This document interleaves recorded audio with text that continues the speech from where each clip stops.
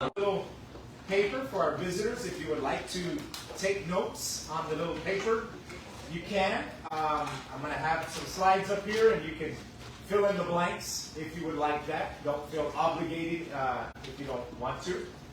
The beginning of this week, I was going to continue our series of lessons on the church. And then when I knew it was Mother's Day all along, but when I realized that it was Mother's Day this Sunday, I thought I want to do a message on mothers. So our topic this morning is going to be honoring thy mother. I went Old King James on this one because I like the thy in there. So we'll start with this. While Elise is passing that out, I do want to, we've thanks to Norma Swink and Jean, we kind of have a little, maybe an outreach way of reaching out to people through games. Some individuals who have a little bit of free time during the week. And we've had a lady, Shirley, who's been coming pretty regularly. We'd like to get her to come to church sometime. But I think she's having some health issues. And if we can remember her in our prayers. And then we also have Anthony, and what is Anthony's mother-in-law's name? Cindy is having some issues also. She had a procedure done earlier this week. Yes, and I was texting with him back and forth, and he said, I want to thank you all for your prayers. And I thought, well, I haven't told anybody, but maybe he meant us. But they've worshiped with us a few times, and we're hoping that they'll be able to come worship with us a few more times.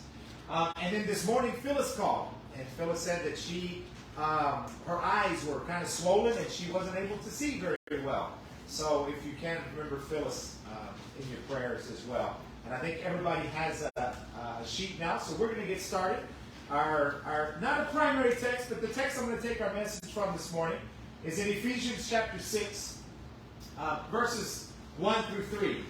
It says, "Children, obey your parents in the Lord, for this is right." Verse 2 says, "Honor your father and mother, which is the first commandment with a promise, that it may be well with you, and you may live long on the earth." This morning I want to talk about that verse 2. Honoring your mother, the first commandment with a promise. I have a lot of my notes up here. I wasn't able to memorize a whole bunch. But we live in a time now where we honor our mother on a special day. Our society has set aside one particular day where we've taken basically a religious concept, put a date on it, and commercialized it for the purpose of profit. I'm not saying Christmas is the birth of Christ. But our society has taken the birth of Christ, which we know is a documented fact from the Bible, and they created a festival out of it, a whole way of making money off of Christmas. And if you don't believe me, go to Walmart in October and they have Christmas stuff put up. I don't know how long ago they put up Mother's Day stuff, but Mother's Day is the same way. The idea of honoring our mother was commanded by God way back in Exodus chapter 20. Thousands of years ago, before our government said we're going to set aside a day to honor our mothers. Jesus repeats this commandment in Matthew chapter 15, verse 4, Mark chapter 7, verse 10, and Luke 18, verse 20, as well as Ephesians chapter 6. Unfortunately, our society has picked up on this theme of honoring our mothers, and they've made it a day where you spend a lot of money. Hopefully you spend a lot of money. I'm anxious to see this afternoon what my wife bought her for Mother's Day. So she went shopping, and I'm going to watch her open her gifts today. We'll see what they are. We do need to realize that this wasn't man's idea, this idea of honoring your mother. Man just figured out a way to make money from it. But why are we told to honor our fathers and mothers in the first place? In Exodus, and then again in Ephesians, if you continue with the verse, it says that it may be well with you that you may live long on earth. For those of us who are honoring our mothers. And yes, God said to do so would bring blessings upon their children. But why was this commanded needed? And I have 4 reasons we're going to go through this morning. The first 3 are pretty self-explanatory, but I just want to honor my mother and my wife, my grandparents, and all of you as mothers out there. Because becoming a mother is not an easy process. I've never been through the process of becoming a mother. But if we go back to Genesis chapter 3, verse 16, in the perfect world that God created, way back in the Garden of Eden, the idea is that giving birth would have been, if you can imagine, joyful, or relatively easy, or painless, when God created everything perfect. But then after the sin of Adam, God declared that the process would become very difficult and painful. Genesis 3:16, part of the consequences of sin was that to the woman, he said, I will surely, this is God speaking, I will surely multiply your pain in childbearing. In pain you shall bring forth children. Your desire shall be toward your husband, but he shall rule over you. Now, I put on here a little bottom of the question. This is a rhetorical question. If you're a mother, you do not have to answer this question out loud. But that process that you went through, 9 months, or if you didn't know you were pregnant until 3 months into it, 6 months, and the whole birthing process, how much would we have to pay you to go through that again? I know the answer to my wife, and it's no money in the world. To go through that process, but not have a baby. Not have a baby. Just all the pain, everything you went through. Would you do that for $1,000? And say, yeah, I'm okay with that. I need the money. I'll go through that 6 months of everything that I went through. Is it worth it? Most people, she's like, yeah, higher, okay. I say that, and we don't understand, as a male, I don't understand what it's like to give birth. The one thing I learned from being present with my 3 children, being birthed, I don't know what the proper English term for that is you don't watch a football game while your wife is giving birth. She doesn't like that very much. Learn that really quick. But, woman is designed by God to conceive and bear children. Their basic role as a life giver, not the role in life, but their role as a life giver has been from the very beginning a painful process. Carrying children, bringing them into this world, nursing them to the point of independence is filled with pain and discomfort. Thousands and thousands of years of medical advances later, childbearing still remains painful and at times can be very dangerous. If for no other reason than to acknowledge our mother's pain in giving us birth, we should honor our mother for what she's done. But number 2, God also knew that not only becoming a mother was difficult, but being a mother was going to be difficult. Being a mother is not easy. It's bad enough that there's great pain necessary to bring a child into the world, but mothers have also have to experience the pain that their children feel in their lives as well. Yesterday, we were at my mother's house for Mother's Pre-Day, and Allison cut her hand. And she comes to me, and the first thing she says is, "Where's Mom?" Well, what am I? I can put a Band-Aid on that hand just as well as anybody else. Fortunately, my mom came and took her over. But your children, our children, reach out to their mother when they're hurting, when they're in pain, when they need something. Dads are good, and we're okay sometimes. I mean, it's like, well, you're all right. You just make a joke of things. But mothers have this feeling for their own children. One thing that I've learned is that there is no medicine or counseling technique that can neutralize that thing inside a mother that enables her to feel what her child feels. Sometimes long before and after their child feels it.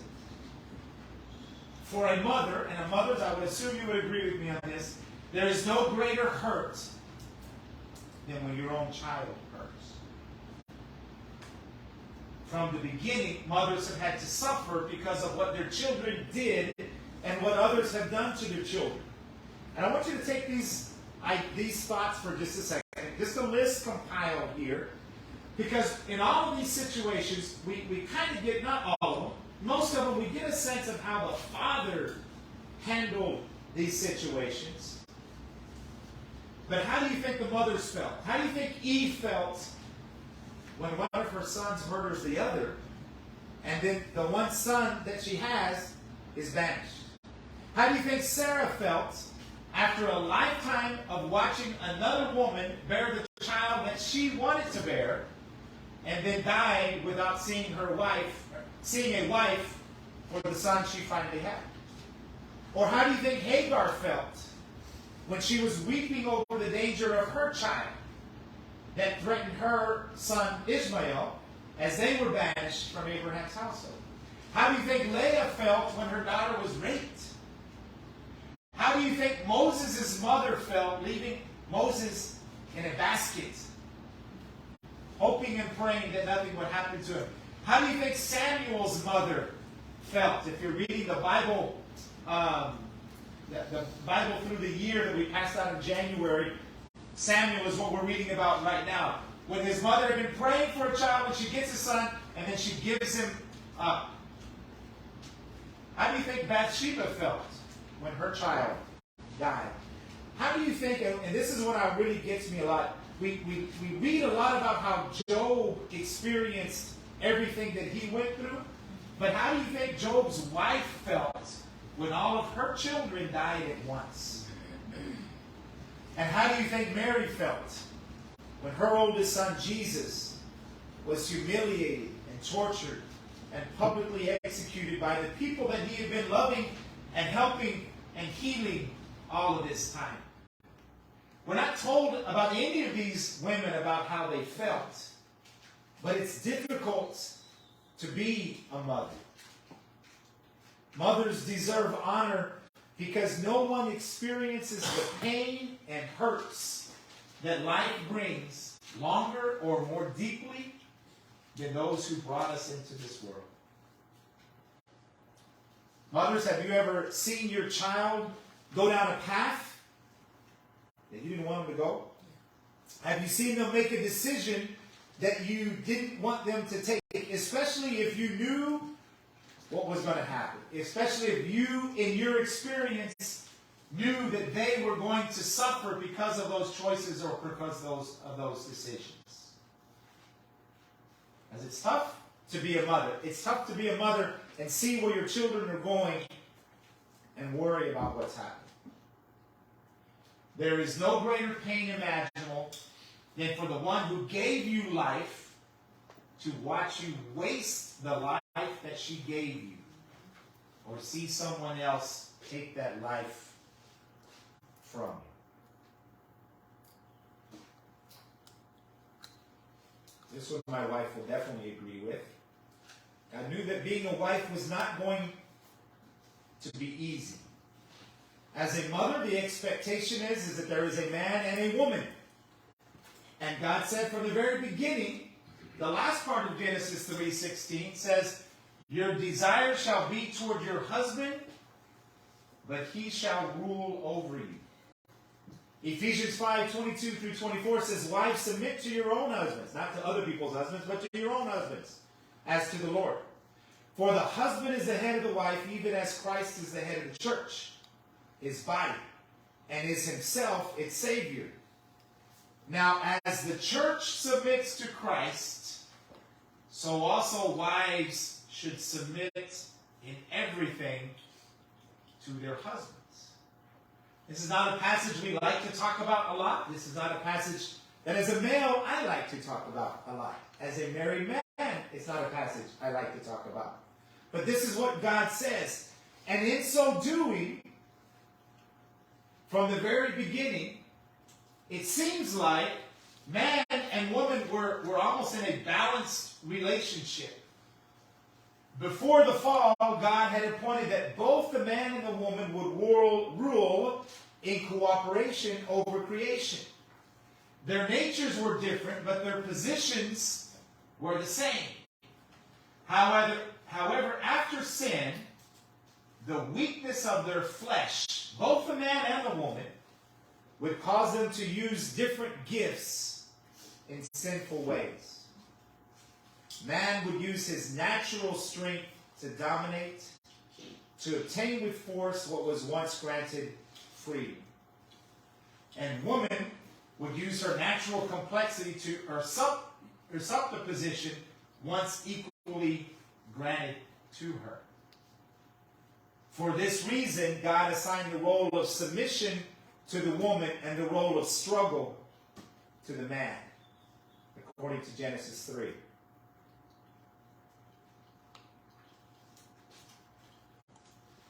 Men are imperfect. It is never going to be easy being a mother, because this role would be tied to the difficult task of submitting one's will to another imperfect human in order to demonstrate faith in God, establish peace in the home, and to guarantee social order. Being a wife, being a mother, biblically requires humility. We need to honor our mothers because they've given their bodies up in order to produce ours, and they have humbled their wills in order to produce what we would call a family. Now, those three are rather obvious. But the number one reason why we should honor our mothers is even more obvious. We honor our mothers because it's a commandment from God. And God alone knows what's best for his creation. If you're a parent and your child has ever asked you why,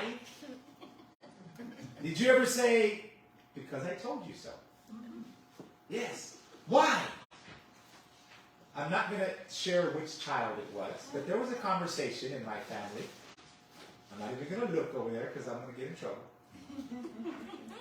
The child didn't do anything really wrong, but we had asked them to do certain things as part of the process of being a child in our home, and one of them hadn't done it.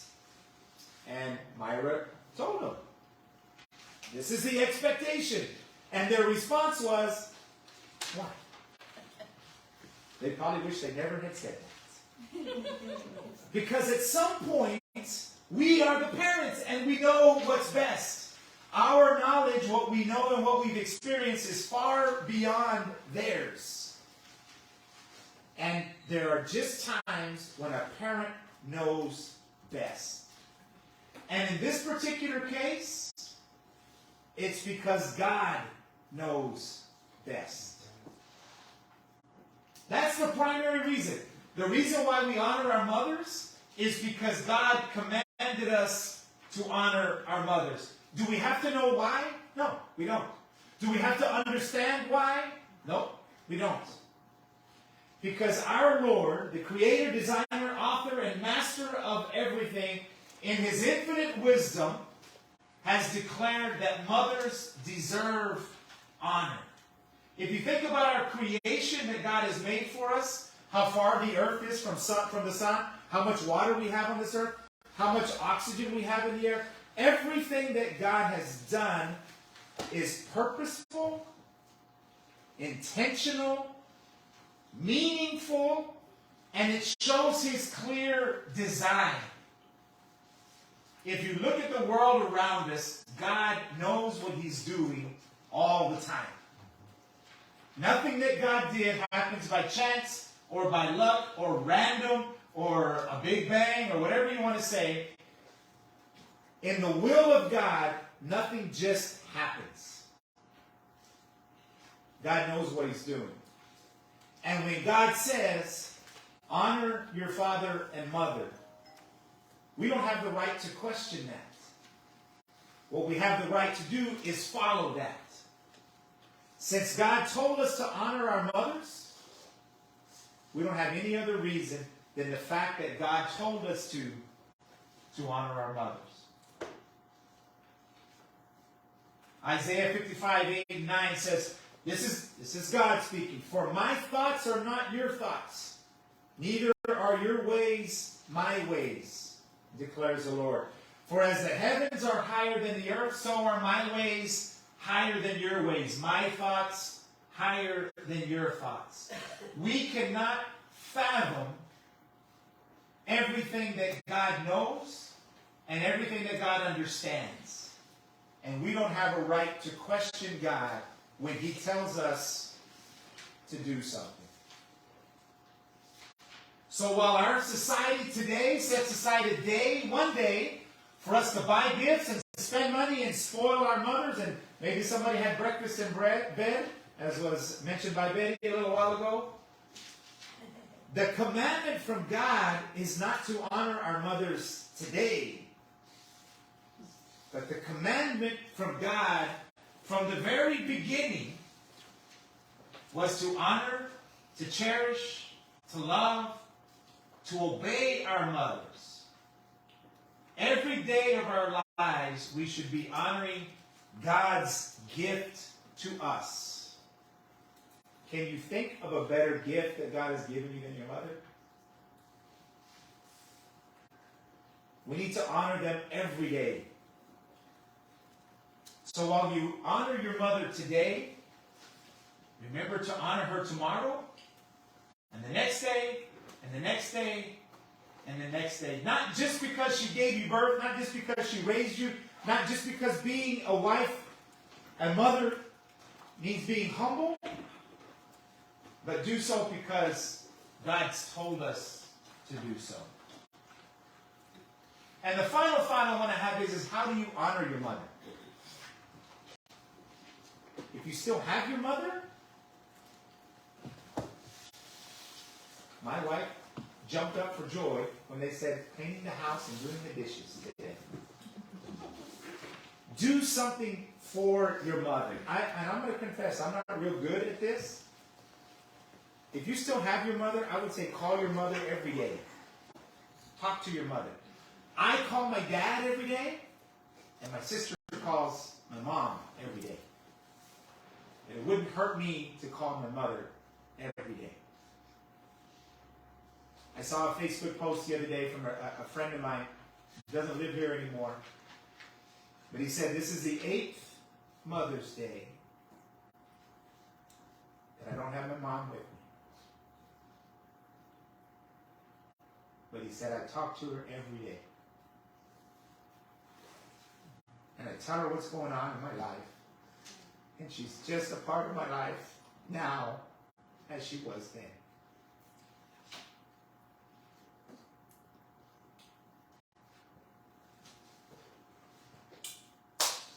If you don't have your mother with you, you can honor who she is, who she taught you to be, who she wants you to be. And you can honor her by living the life that God would want you to have, that she would want you to have. So that someday when all of this is over, we can be in heaven with our Heavenly Father, but hopefully with our mother and our children who've been faithful to God as well, who followed the commandments that God has asked us to follow.